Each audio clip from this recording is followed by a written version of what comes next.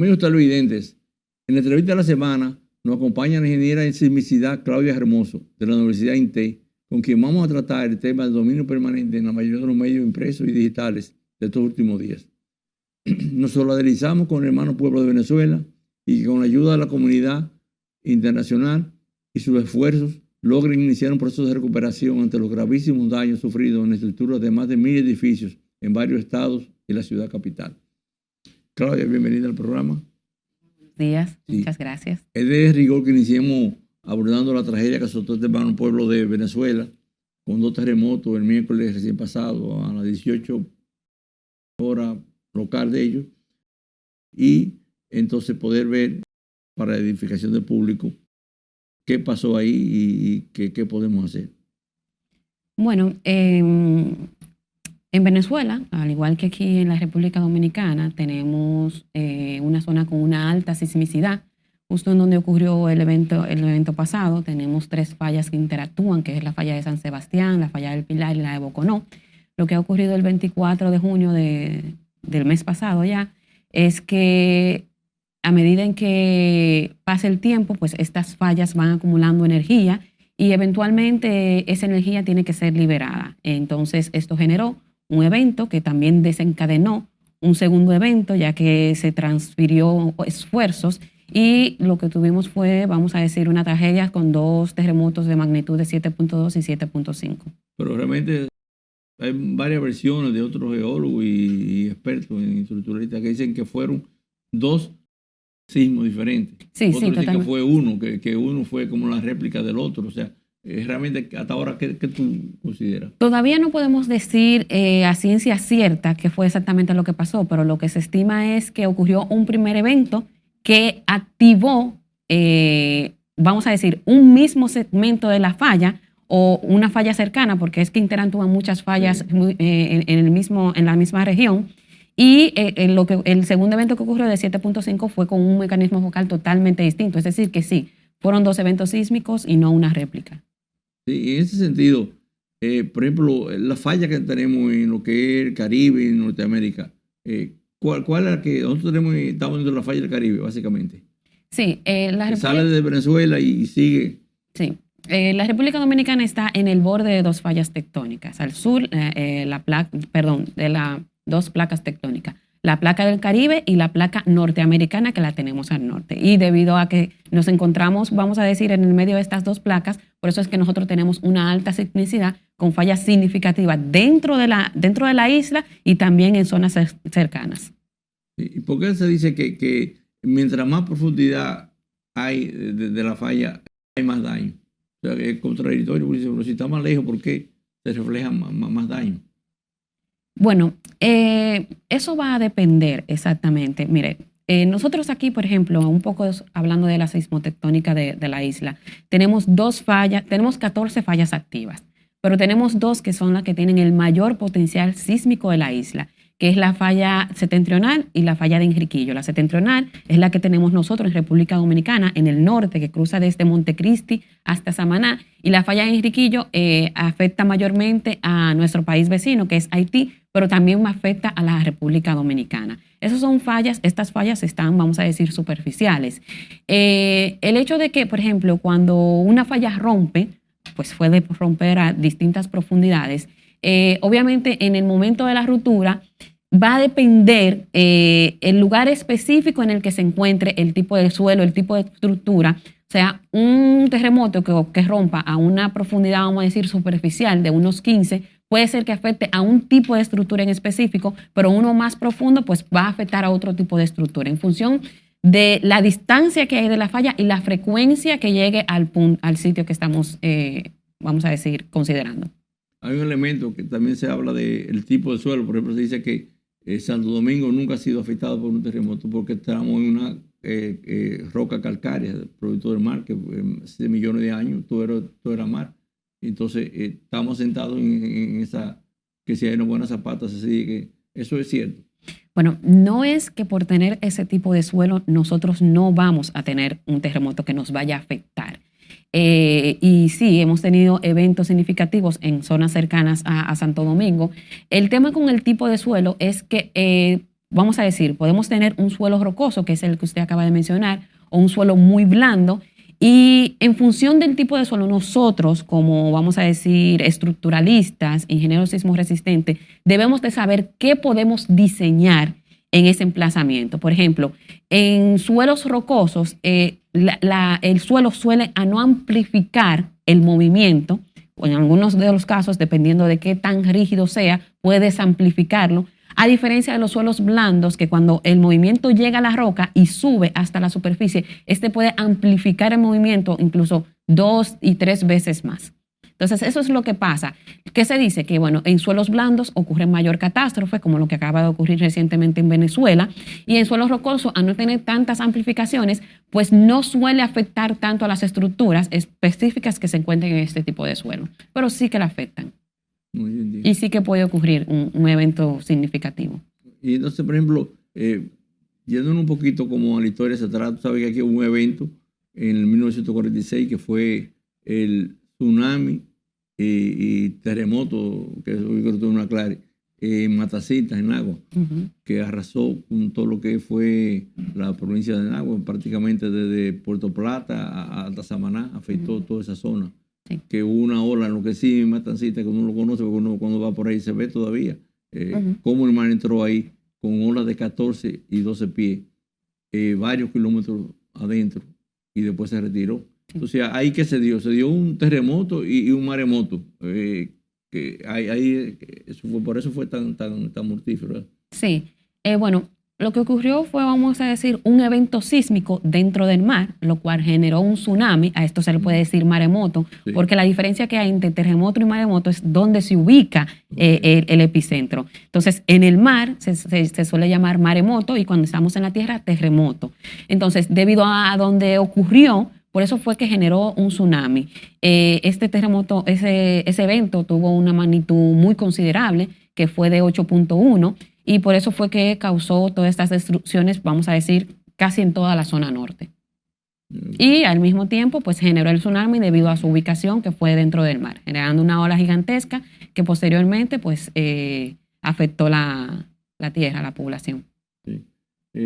Viendo una referencia histórica que estuve leyendo, nosotros hemos tenido ya unas 4 o 5 experiencias. Nos vamos a 1562, iniciando la colonización de América con la destrucción de Santiago y La Vega. Yo soy de La Vega, conozco la ruina de La Vega Vieja, que la he visitado y todo. Y eso fue producto de ese terremoto. Sí, sí. Es un suelo, toda esa zona y el Valle de La Vega es un suelo aluvional. Que es como un colchón, como tú dices. Entonces, exacto, una gelatina. Sí, se mueve y pues destruyó todo. Después vino el San Valentín en 1751, que destruyó la gran parte del sur del país, porque es una falla que baja, creo que por Asua, por ahí que rompe. Y destruyó esa parte ahí. Y después ya hubo uno en Puerto Plata también, de nuevo, en 1887.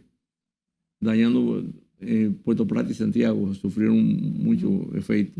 Y finalmente un tsunami en el 1842 con un epicentro en Cabo Haitiano. Sí. Ese sale en Cabo Haitiano, pero cruza hacia el sur. Sí. Esa falla. Sí, sí. Sí, en verdad, esos eventos que usted acaba de mencionar son, vamos a decir, los más impactantes o más representativos de nuestra sismicidad.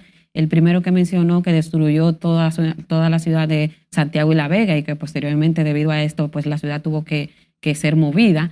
También está el terremoto de 1887 en Puerto Plata. Ese está asociado a la falla septentrional. Este también, el de 1562, está asociado a esa falla que tenemos en el norte. Ya los otros eventos que se encuentran en la parte sur, como el de 1751, que afectó el sur, vamos a decir, muy considerablemente aquí, a Santo Domingo.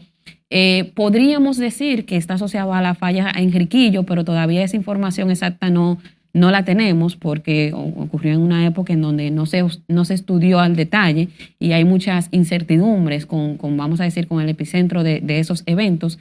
Pero también cabe destacar que pudo haber ocurrido en esta falla que afecta mayormente al sur, pero también hay otras fallas que nosotros todavía no la hemos terminado de identificar o de caracterizar y que también puede ser que esté afectando una región. Okay. Y entonces en esa línea, por ejemplo, hubo uno en Haití en el 2012 que hizo mucho daño. Ese fue de ese mismo, de Cabo Haitiano, con respecto a ese... Ese evento está asociado a una rotura en la falla de Enriquillo. Okay. Y fue la catástrofe que todos conocemos que ocurrió en el país vecino, en Haití. No, yo sé que fue fuerte porque yo estaba aquí en Santo Domingo y en el momento que ocurrió, oye, había una lámpara en el techo de mi casa, que era como una terraza grande, y estaban las lámparas así que eran de lado a lado. Y yo me dije, ay, Dios mío. Y yo me dije, si eso fue aquí, me mete allá, ¿cómo sería? Claro. No, una cosa... Mira, Claudia, entonces es bueno que vamos a abordar temas para evitar un posible sismo con un daño masivo. No podemos evitarlo, pero ¿cómo podríamos, en base a la experiencia de Venezuela, si ya no toca, cuáles serían las medidas que tú sugieres? Bueno, yo creo que uno de los principales retos o problemas que tenemos aquí en la República Dominicana es la alta vulnerabilidad en nuestras edificaciones, especialmente en los barrios en donde se construye sin ningún criterio sismo resistente. A lo mejor sí, yo puedo tener una casa que fue diseñada por un estructuralista, pero al pasar el tiempo le añado quizás un piso 2, un piso 3, y ya inmediatamente pues ya comienzan a tener una vulnerabilidad considerable. Entonces, ¿qué podemos hacer nosotros, quizás aprendiendo de la experiencia de Venezuela? Lo primero es que, como vamos a decir, como país se deben de crear medidas de mitigación del alto riesgo sísmico, programas, vamos a decir, de qué hacer antes, durante y después de un terremoto. Nosotros, como población, tenemos que estar consciente, por ejemplo, dónde vivo, fui yo que construí esta casa, puede representar alguna vulnerabilidad. Y tratar de identificar, bueno, tenemos una grieta en este muro, déjame buscar a un experto en esta área que me pueda decir si esta vivienda en la que yo estoy puede representar alguna vulnerabilidad que posteriormente con una amenaza pues genere un riesgo. Entonces yo creo que eso es lo que ahora mismo nosotros podemos hacer, tratar de identificar si nos encontramos en una zona segura, en caso de que no, ¿podemos reforzarla o tenemos que movernos a una zona que en verdad no puede asegurar la vida ante un evento de esta magnitud? Hemos podido empaparnos ya con el tema de que hay un código sísmico recién aprobado. ¿En qué consiste eso y cuáles son los parámetros? Bueno, nosotros tenemos ahora mismo, recientemente teníamos el código R001 que del 2011. Recientemente este mismo se está actualizando, se están actualizando los criterios sismos resistentes, los valores de amenaza sísmica. Cabe destacar que esto es un código que ahora mismo es que se está poniendo en circulación, este nuevo código, porque ya tenemos uno. Y bueno, ¿cuál es el objetivo de esto? Que la población empiece a aplicarlo, porque como ya yo he dicho en otras ocasiones, el tener un código o una actualización no salva vidas, sino el aplicarlo es lo que salva vidas. Tener construcciones con una supervisión adecuada, utilizar materiales adecuados y seguir al pie los diseños sismos resistentes. Pero yo me pregunto una cosa, no conociendo el tema, como quien dice, como la mayoría de los ciudadanos.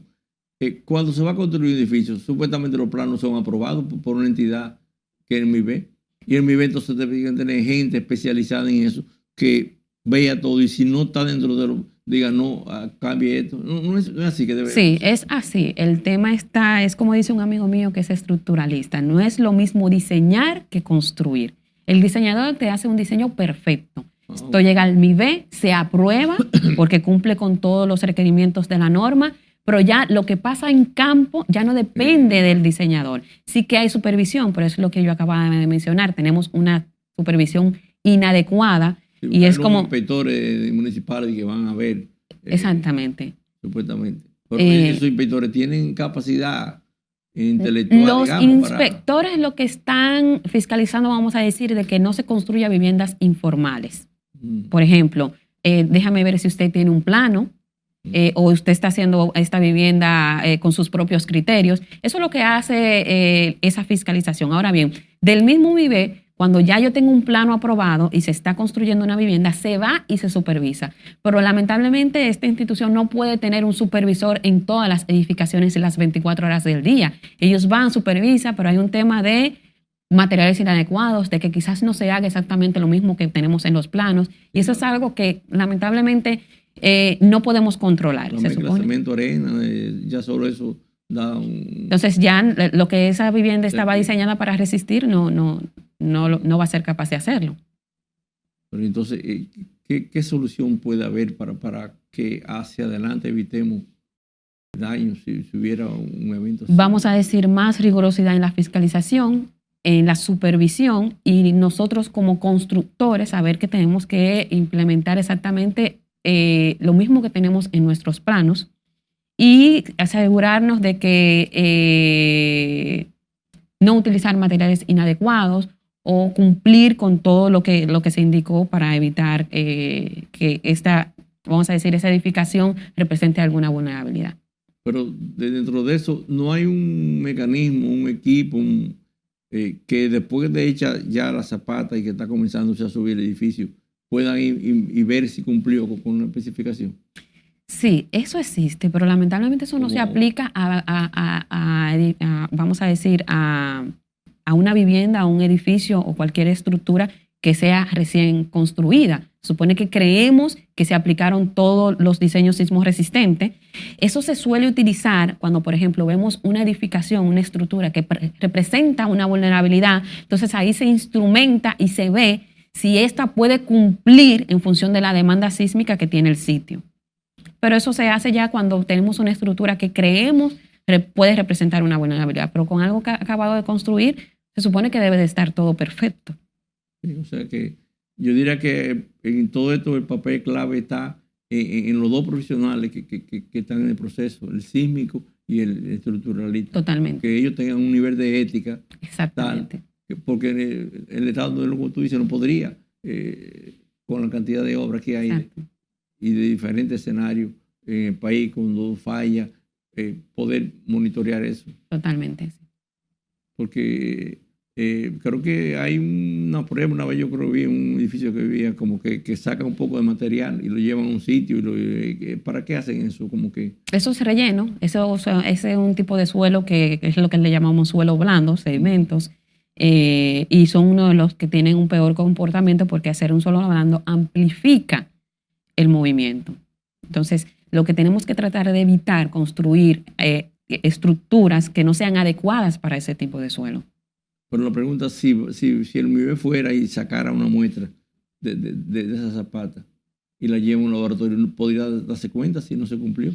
Bueno, no, solamente con una muestra de la zapata no podemos, vamos a decir, caracterizar toda la estructura. Influyen distintos factores. Por ejemplo, no la zapata lo básico para comenzar con hacer un sondeo, con hacer una caracterización geotécnica y geofísica, yo puedo estudiar el suelo y conocer, por ejemplo, qué es lo que va a llegar a mi superficie.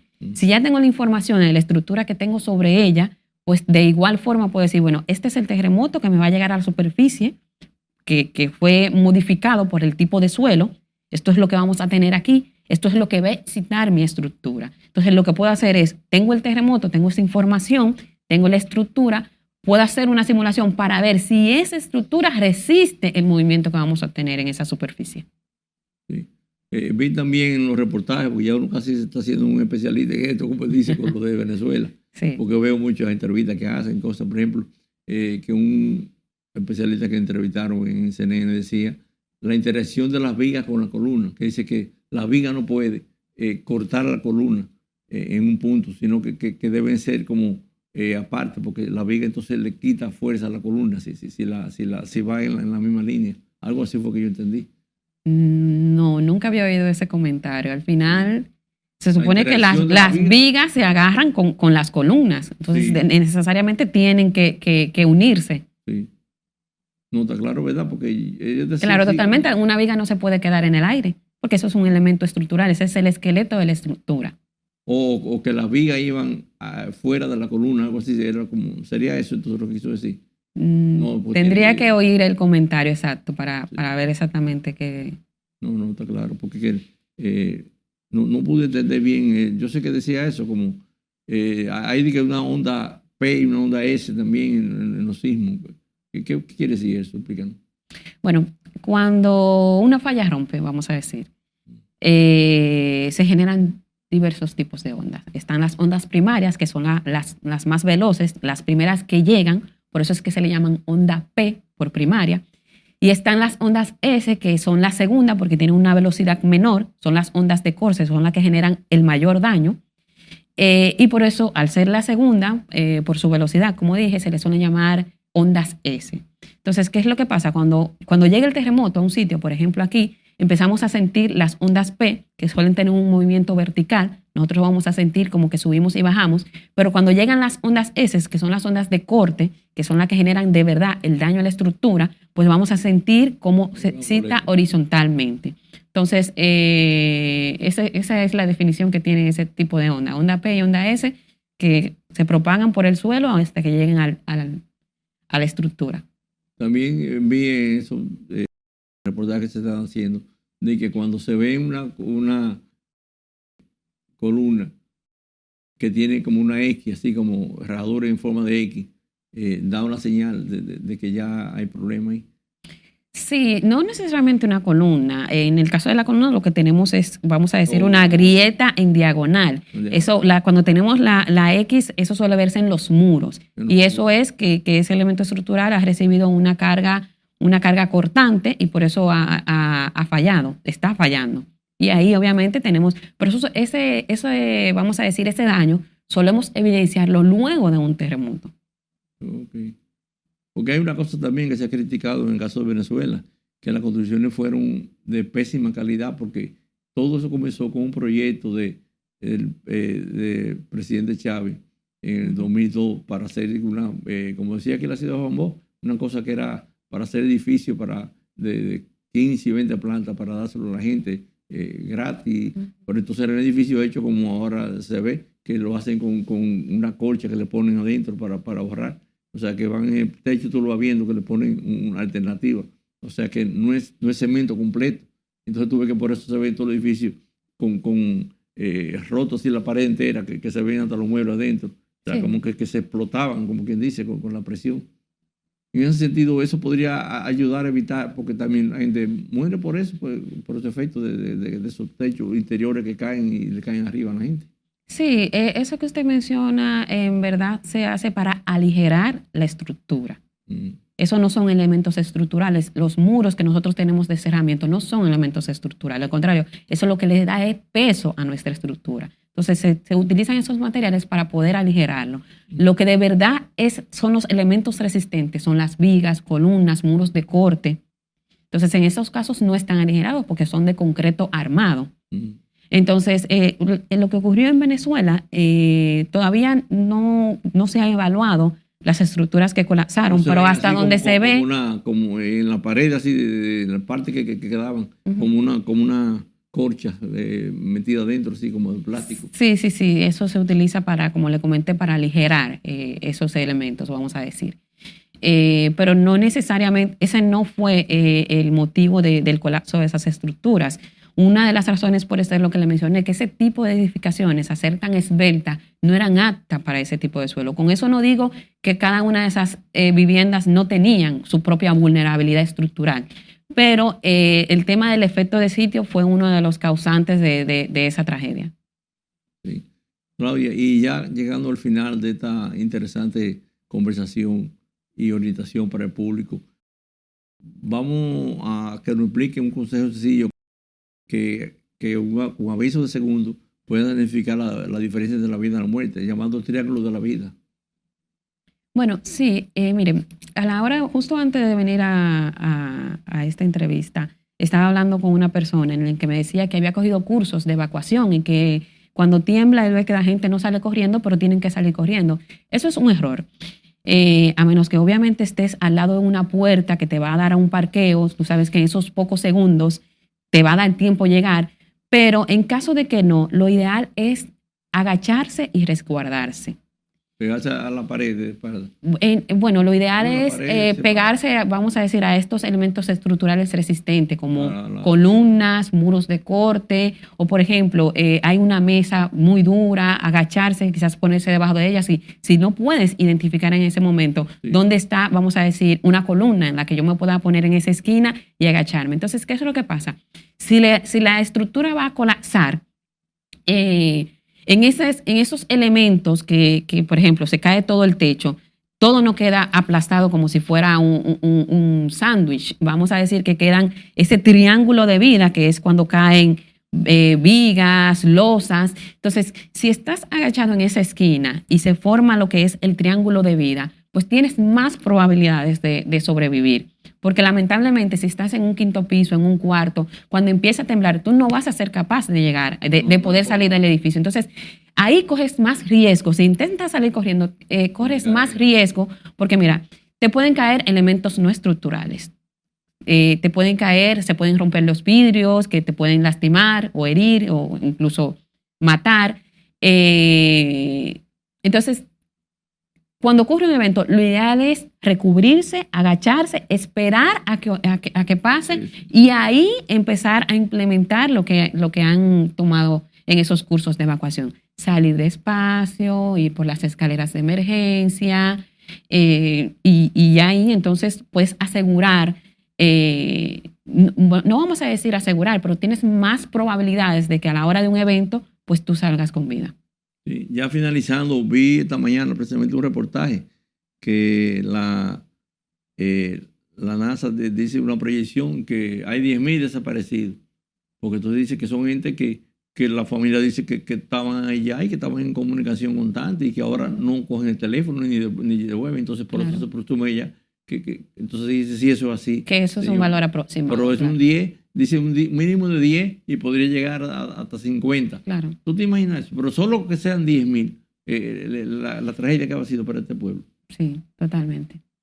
Eso la cantidad de víctimas es algo que no vamos a poder calcular desde ya, sino hasta que se recoja todo. Todo, exactamente. Pero sí, en función de los desaparecidos, más o menos se puede estimar cuántas víctimas mortales y heridas van a haber. Es una aproximación, no es un, no es un valor seguro. ¿Por qué seguro. queda exactamente que de 10.000 a 50.000? Porque entonces, no sé. Por eso mismo, porque en función de los desaparecidos, más o menos van viendo este edificio todavía. No hemos podido retirar todos los escombros. Exactamente. Entonces, eso es una estimación que se hace en un inicio de que puede estar en ese rango, pero ya al final se va a tener casi un valor exacto. No, entiendo. Bueno, pues gracias por tus informaciones de carácter técnico y educativo para que estemos conscientes de esta situación. Claro. Y que son las cosas de naturaleza que quizás no podemos evitar ni predecir como quisiéramos, como en otros términos, que si viene un huracán ya tú sabes que desde que está en la costa norte de África viene y te va avisando de cada hora, o sea, viene un avión que hace huracán y te dice exactamente los vientos y la fuerza, o sea, esto es una cosa que, oye, me tiene tanta variable que... Así mismo, no podemos evitarlo ni predecirlo. Sí. Bueno, gracias por tu información y orientación y seguir hacia adelante con la fe en Dios. Sí. Amigos, con la entrevista concluimos el programa. Muchas gracias por su atención. Le esperamos el próximo sábado a esta misma hora y este mismo medio. Muy buenos días.